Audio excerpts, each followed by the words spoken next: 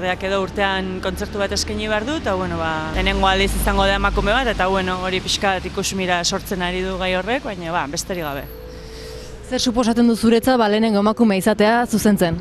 Egia esan, hasieran ez nintzen jabetu horretaz, baina gehiago izan da komunikabidek eta eman diote bonboa edo historia zen. Hasiera baten ez nintzen ez da konturatu, beste bat bezala suposatzen nuen. Egia esan gaur egun badaude Hondarribin eta bandetan zuzendariak emakumezkoak dira, orduan ez nuen hartu zerbait berezia bezala egia esan, baina oain ikusten dut jendea eta bestea horrek gehien bat jarri zidan horretaz pentsatzen, baina beste gabe. Tolosan beti ikusi izan da gizon bat zuzendaritzapean, zure ustez orain zu jartze horrekin pauso bat aurrera eman da berdintasunaren aldetik edo?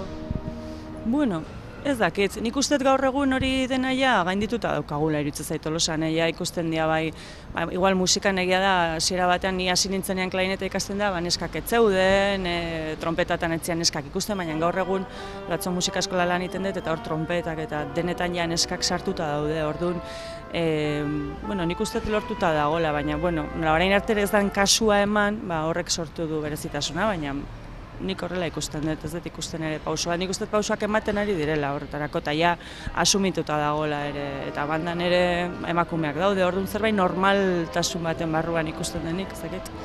Lan zaila da zuzendari lana? Esan bai.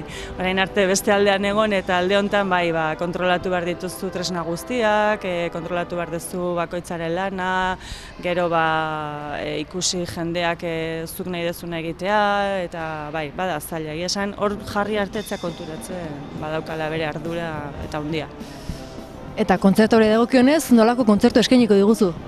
Pixkat hasiko gea hemengo konpositorekin, guri diren Elkaserio edo hartu dugu, gero pixka bat paso dobleak ere klarinete solo batekin eta gero pixkat Oianeko liburua izango dugu, eta bukatzeko perkusioarekin, eta pixkat indar pixkat eta emateko ere ekiko dugu Las Playas de Rio, eta pixkat hortekan joko du emanaldiak, denetik pixkat.